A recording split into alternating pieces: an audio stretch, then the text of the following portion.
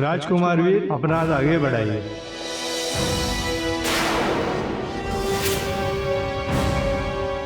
मुझे इनके साथ हवन करने में कोई दिलचस्पी नहीं है।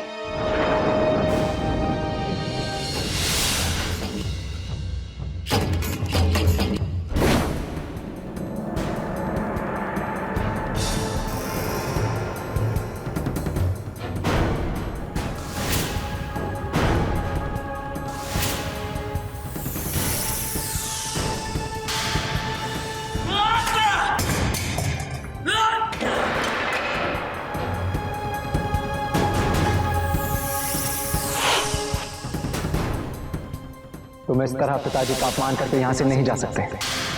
चलो और पिताजी से माफी मांगो। मैं इनसे माफी क्यों मांगू? माफी तो उन्हें मुझसे मांगनी चाहिए।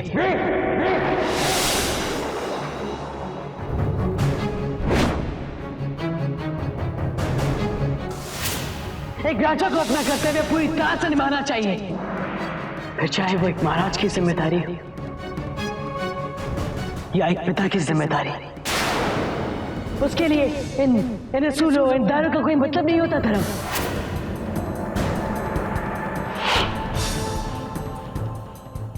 एक राजा को अपने दायरों में चलना होता है वीर। ऐसा मुझे नहीं लगता। अगर तुम्हारी ऐसी ही सोच रही ना वीर, तो तुम कभी भी अच्छे राजा नहीं बन पाओगे।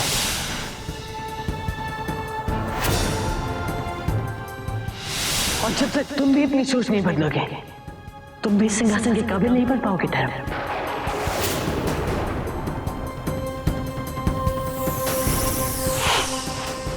तो ठीक है, आने वाले वक्त में इस बात का भी फैसला हो जाएगा कि आर्यनगर के सिंहासन पर बैठने के काबिल कौन बनता है। तुम या हम। ठीक है धर्म, अगर तुम यही चाहते हो तो यही सही।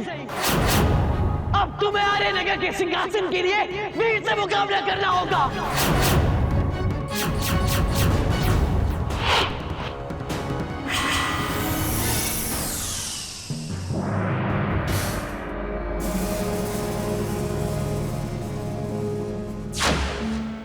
अब दोनों आर्यनगर के सिंहासन के लिए आपस में ही लड़ाई करने वाले हैं। ये तो बहुत अच्छी बात है साक्षी। तुम देखना, हमारा वीर सबसे बेहतर साबित होगा, सबसे बेहतर। मैं वीर से एक बार मिलना चाहती हूँ। नहीं साक्षी, तुम मुझसे अभी नहीं मिल सकती। तुमने कल रात को भी वीर से मिलने की कोशिश की थी। अगर तुम पकड़ी गई तो वो लोग तुम्हें कैद खाने में डाल देंगे। मतलब मैं अपने भाई से कभी नहीं मिल पाऊंगी? मिलोगी, तुम वीर से जरूर मिलोगी, लेकिन तब जब वो राजविद्या आश्रम से पूरी तरह तैयार होकर वापस लौट आएगा। तब तक तुम्हें इंतजार करना होगा। नहीं, वीर के राजविद्या आश्रम जाने से पहले मैं उसे एक बार तो जरूर मिलूंगी।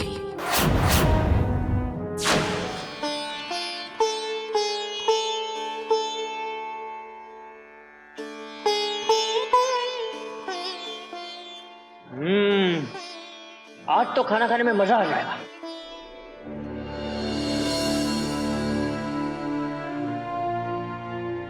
वीर अभी तक नहीं आया। कल धर्म, वीर और अग्नि राज विद्याश्रम के लिए निकलने वाले हैं। सारी तैयारियां हो गई हैं।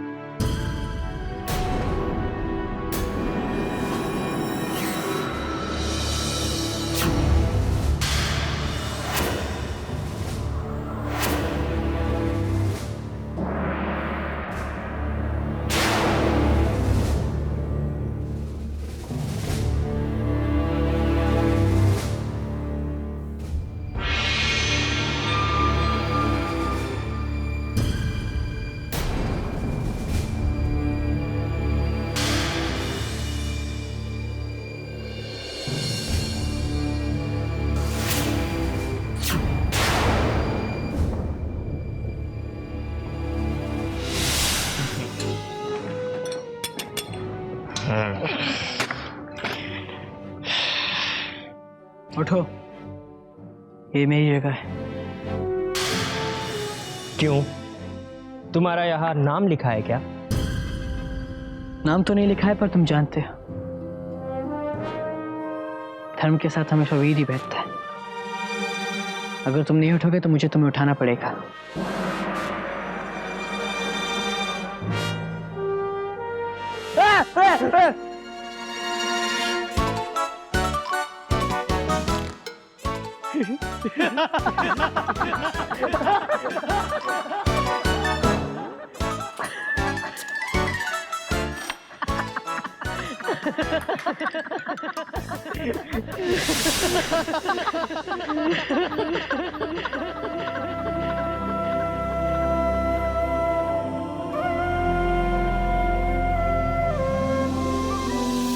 आज तो तुम तीनों जी भर के महल का खाना खा लो। कल से तो सिर्फ तुमको वहां सादा खाना खाने को मिलेगा।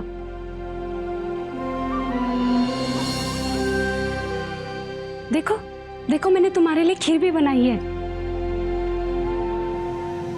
धर्म, ये वीर के लिए। बेटा दे दो ना उसे।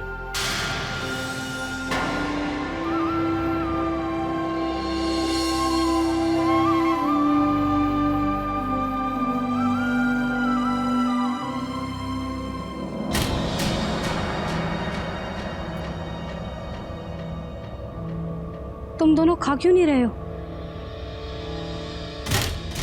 ये दोनों नहीं खाते ना वो, तब मुझे दे दीजिए।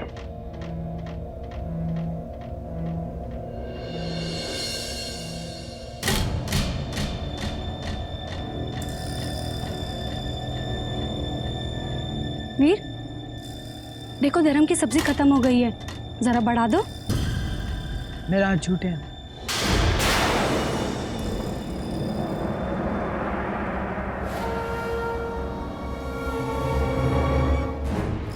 आज तुम दोनों को क्या हो गया है? मैंने इतने प्यार से तुम्हारे लिए खाना बनाया, तुम खाते क्यों नहीं हो?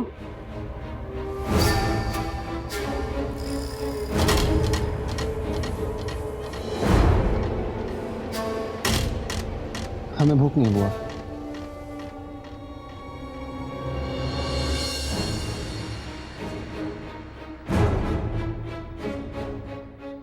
क्या बात है भाई, आज खाने की मेज पे इतनी शांति क्यों है?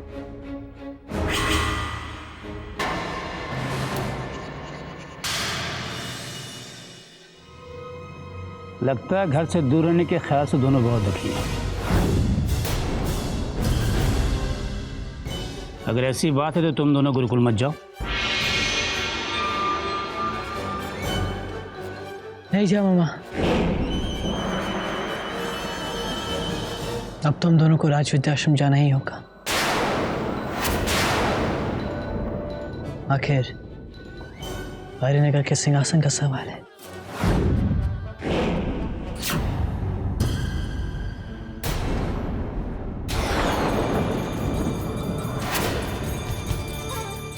वीर,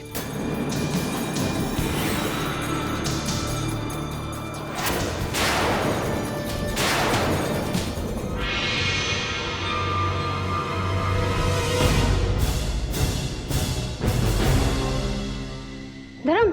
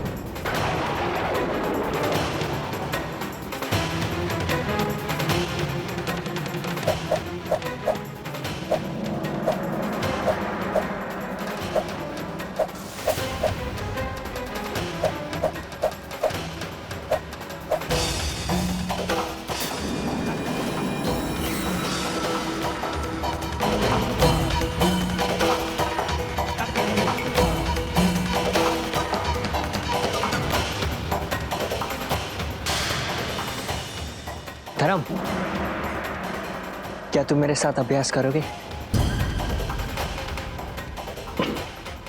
बिल्कुल। आज से हमें तुम्हारी जरूरत पड़ेगी।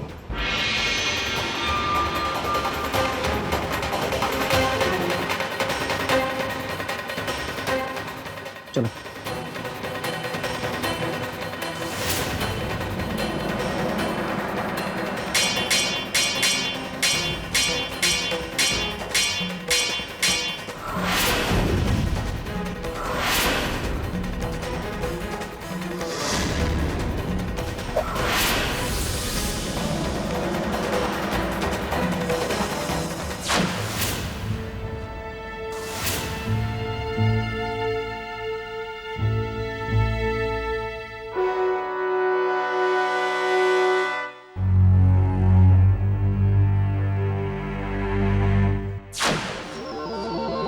क्या हुआ? रुक क्यों गए? बस आज के लिए इतना अभ्यास काफी है। क्यों? मजा नहीं आया मेरे साथ अभ्यास करने में? ऐसी कोई बात नहीं आदमी, बस आज हमारा अभ्यास करने का मन नहीं है।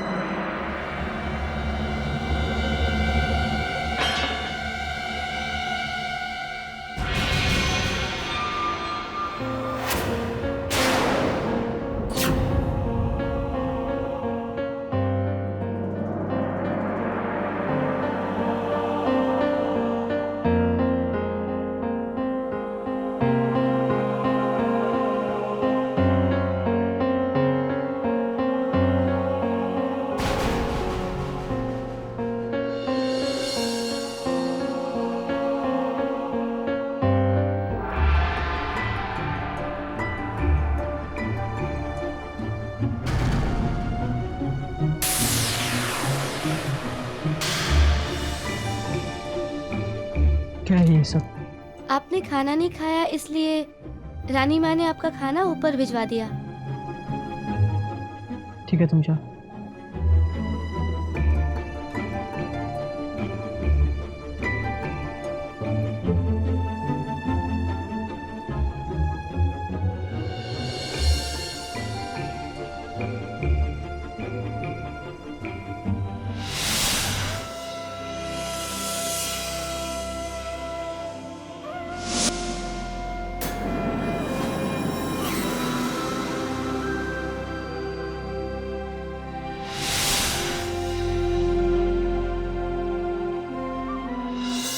कुछ स्वीकार नहीं है।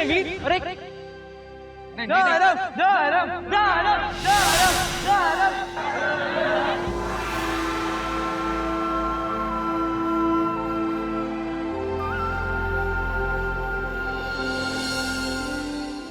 वीर,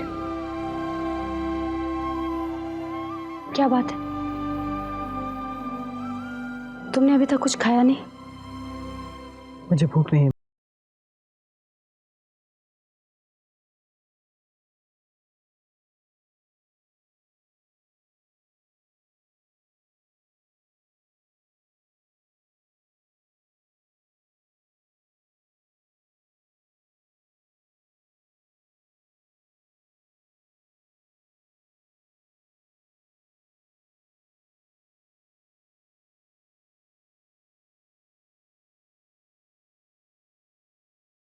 अच्छा, तुम अभी तैयार होकर राज मंदिर आ जाना। मंदिर क्यों? मैंने तुम्हारे लिए एक पूजा रखी है। ठीक है, आ जाऊंगा।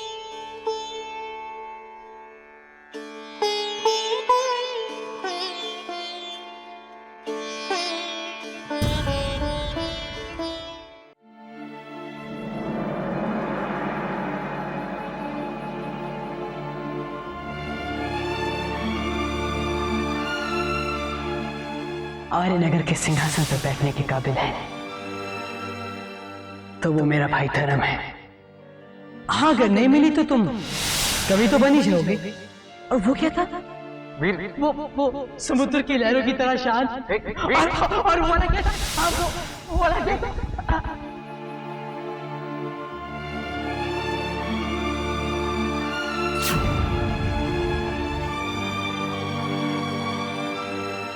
धर्म, तुमने अभी तक कुछ खाया नहीं? जरूर भूख नहीं होगी, है ना? जी बुआ। दोनों भाई पूरे दिन एक दूसरे से बात नहीं करेंगे तो भूख कैसे लगेगी, नींद कैसे आएगी?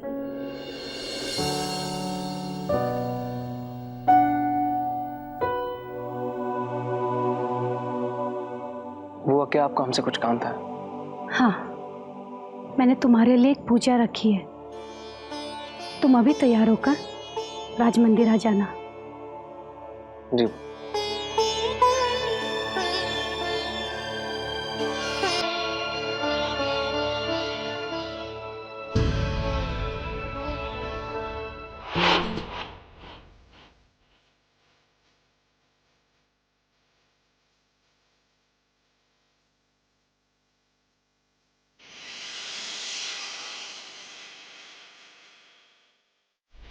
राजकुमारी अनन्या, मुझे अपना हाथ दो।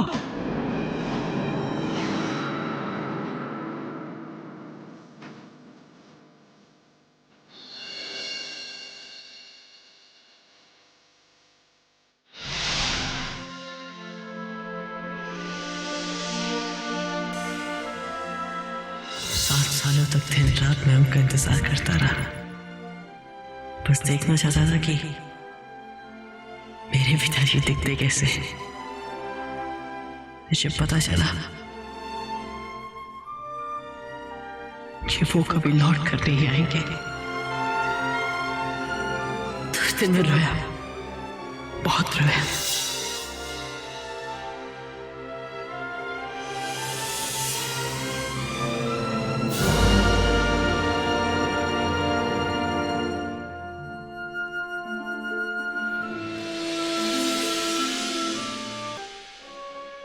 शेरा, शेरा, मेरा बच्चा, हम तो डर ही गए थे। इतने दिन कहाँ रह गई थी? वो बाबा, राजकुमार धर्म और वीर के साथ। हम उन दोनों के बारे में कुछ सुनना नहीं चाहते। शेरा, हम जैसे लोग राजघराने वालों के साथ ज्यादा उठ बैठ नहीं सकते। शेरा ये बात जानती है बाबा, इसीलिए तो जल्दी वापस आ गए। है, छोड़ इन बातों को।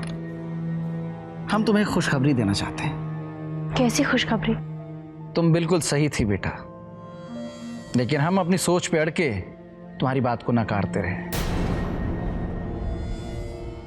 हमें माफ कर दो बेटा। बाबा, ये सब आवाज अचानक से? अभी बताते हैं। कारा, इसने पता लगाया है हिमनूर के ऊपर जो निशान है वो दरअसल नारनीगढ़ के विद्या आश्रम के सामने स्थित राजकुमारियों के कला भवन का परिचय चिन्ह है। इसका मतलब है वो खजाना कला भवन में छिपा है। अब हम इस खजाने से सिर्फ एक कदम दूर हैं और इस बार मैं तुम्हें बिल्कुल नहीं रोकूंगा। अब हम चाहते हैं कि तुम राजकला भवन जाकर इस खजाने को ढूंढो और हमारे स्कूल को सबसे ताकतवर बना दो। इस बार आप सब कुछ शेरा पर छोड़ दीजिए बाबा। मैं वो खजाना आपके लिए ढूंढ कर ही लाऊंगी।